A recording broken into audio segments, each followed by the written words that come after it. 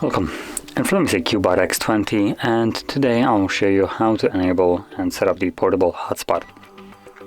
And to get started, pull down your notification panel and look for the hotspot toggle, which looks to be turned off by default. So let's tap on the pencil right here and then drag it over from the toggles that are actually turned off. So grab it, drag it over, drop it, and there we go. We now have our hotspot toggle. So once you have it added here, you can simply hold the toggle. This will quickly take you to the settings. So from here, simply tap on Wi-Fi hotspot, and we can customize it from here. So we have hotspot name. As you can see, it's just the name of the device, X20, or more precisely, model of a device.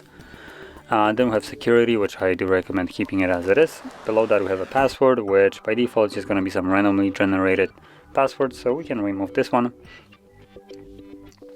We can set our own as long as it has 8 characters in length or more. So obviously mine does.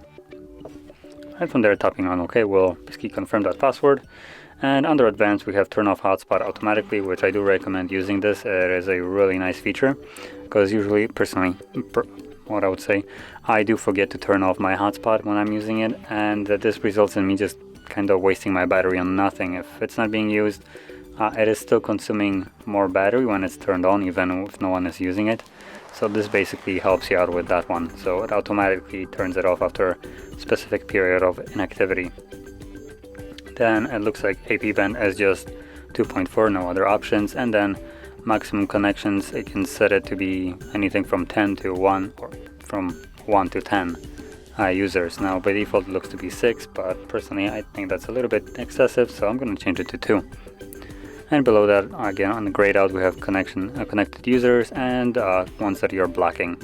So those will, I believe, show up when you turn it on, or if someone connects to it, they will show up, I think, in a different way.